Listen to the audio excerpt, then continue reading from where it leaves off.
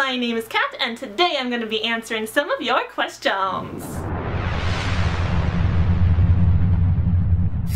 It's been a while since I did a Q&A, so I went on my Twitter this morning. By the way, you should follow my Twitter if you want to keep updated on what I'm doing, because I update my Twitter more often than my YouTube, just saying. But yeah, I asked you guys for questions, and you delivered, so now I'm gonna answer them. What do you think about the delaying of the City of Ashes movie? I'm bummed out, man! I'm really disappointed, but at the same time, not super surprised. I mean, this is why in my movie review I kept saying, like, I hope they make the movie, I hope they make it, because I knew it had already been greenlit, and I knew it had already been scheduled for September filming, but if the first movie bombed, there was still a good chance they would cancel it. And it's not yet cancelled, so there's still hope, but it is delayed indefinitely, so there's not that much hope. Apparently the delay is because the City of Ashes script was so far off from the book, they need time to rewrite it. It's all just a big question mark at this point, and I'm bummed out about it, but I'd rather have no movie than a shit movie. Did you see Percy Jackson and the Sea of Monsters? No, I have not yet seen it. I know. I don't really like movie theaters in general. They're expensive and they're cold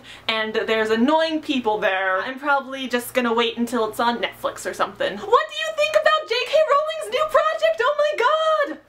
Was that sufficient screaming for you? Okay, so I actually didn't know about this until you guys asked me how I felt about it, so I had to look it up, and oh my god, I am so freaking excited! If you haven't already heard about this, then let me tell you. J.K. Rowling is writing a screenplay for a movie based on Fantastic Beasts and Where to Find Them.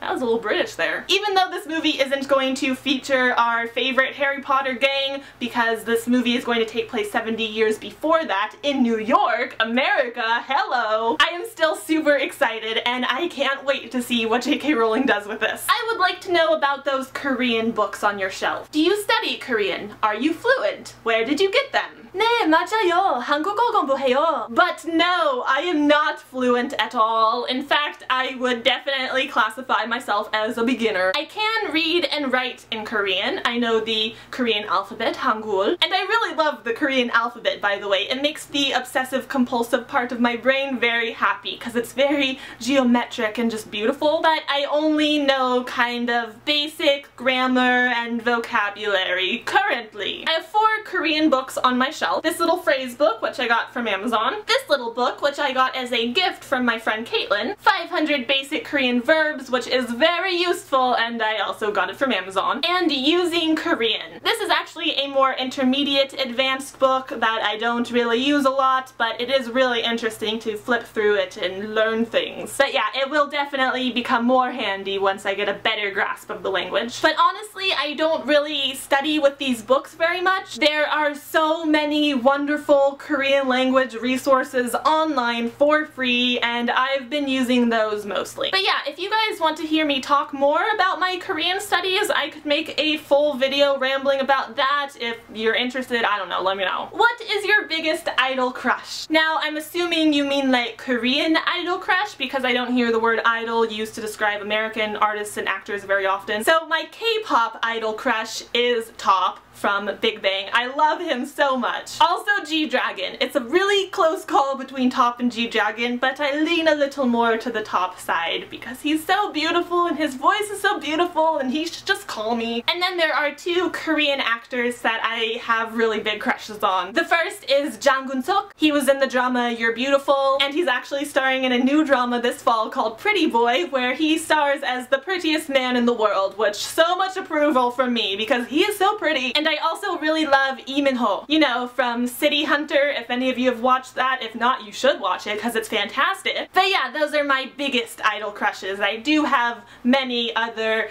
slightly smaller idol crushes though. I have lots of love for many idols. Now we have some questions about music. What kind of music do you listen to? Can you recommend some music? What are your most played songs at the moment? Okay, so I listen to a lot of different types of music. First off, K-pop. I love Korean pop music so very much. I actually use K-pop to help me study Korean. If there's a song I like, I will print out the lyrics in Hangul don't use romanization. That's not good for learning Korean. I print up the lyrics, I study them, I learn how to pronounce it all correctly, I translate it so I know what I'm saying, and then when my favorite K-pop songs come on, I can actually sing along with them. But yeah, my favorite K-pop artists are Big Bang, 2NE1, Miss A, Girls' Generation, SHINee, B1A4, Tiara. I know I'm missing some important ones, I just feel it in my soul. But those are some that I love. Aside from K-pop, I listen to a lot of popular American music. I don't really buy music, like I don't buy CDs or buy songs from iTunes. I mostly just listen to the free stuff. Pandora is my jam. And the station I listen to the most on Pandora is just the top hit station, where they play like your top 40 pop hits. But aside from that, I like a lot of kind of punkish or rock groups like Fall Out Boy, Panic at the Disco, AWOL Nation. I also listen to some hip-hop, not like gangster rap, but like Kid Cudi or Chitty Bang or Macklemore, which is pronounced Macklemore, not Macklemore. I pronounced it Macklemore in a video and someone was like, "You said it wrong!" And I'm like, "No, I didn't! He tweeted the correct pronunciation and this is it!" I also listen to a lot of random bands that I've come across, like Streetlight Manifesto, which is a wonderful ska band. Like, music, horns, instruments, I love it. I also listen to a lot of classic rock. Like, my favorite song ever, if I had to choose just one, is Foreplay/Long Time by Boston. I love that song so much and I rock it so hard in Rock Band. I listen to many different kinds of music. The only genres that I really don't especially like are the hardcore gangster rap and country music. Not a big fan of country in general. There are some songs that I really love and that I will intentionally listen to, but otherwise I don't intentionally listen to country.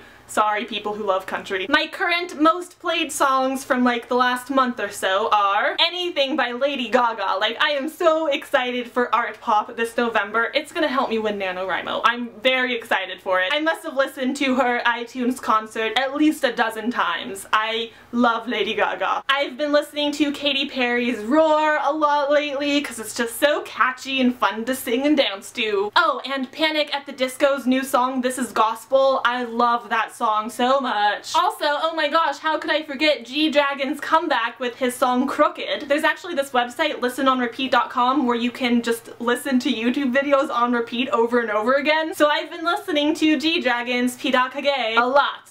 Hundreds of times, literally. I think that's only 4 songs and I said I was gonna give you 5, so let's go with Macklemore's Castle, because that song is hilarious and not appropriate for children, but hilarious! Do you ever want kids? And if so, what would you name them? Yeah, I do want kids someday. Someday, in the future. A couple years from now, maybe. As an aspiring author, I think a lot about names. In fact, I have several baby name websites bookmarked, but I have no idea what name I would choose for my child. I do really like kind of classic, traditional names that can have nicknames. Like, my name is Kathleen, but I go by Kat or Katie. One name that I do really love, that I have loved for a long time, and not just for reasons that will soon become clear, is William. I really like that name. Before Herondale, I always liked that name. OTP? I have to go with Hazel and Gus from The Fault in Our Stars. And it's not just because of the book, but I have been stalking John Green's Twitter and Instagram and stuff, and oh my god, I have just fallen in love with Ansel and Shailene as Gus and Hazel. They're just so cute and I love seeing them together, and oh my gosh, Hazel plus Gus equals love forever. If you could spend a day with any fictional characters, who would they be? I only need one, and you're not going to be surprised by the fact that it's William Herondale.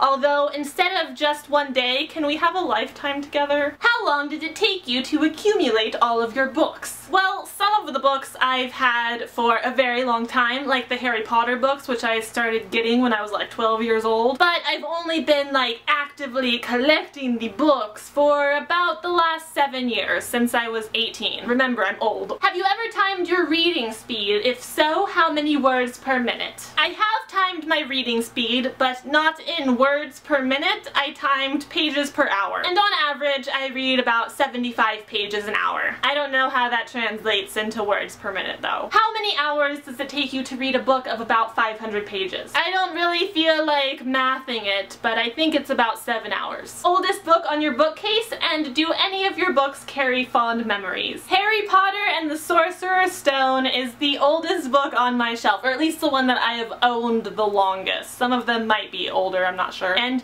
that's actually my answer to the second part of the question. My Harry Potter books carry very fond memories for me. The Harry Potter books got me into reading, got me excited about reading. Like, I was excited for each new book to come out, and I would read them right away. I would go to midnight releases if they had them and get the book. If I could erase one series from the memory of my head just in order to experience it again, it would be Harry Potter. I would love to experience the falling in love with this series again. I would love that. When they figure out how to induce selective amnesia, hit me up, cause I'm gonna do that and then read the series again. Are you cleaning your bookshelves? Cleaning, you're funny.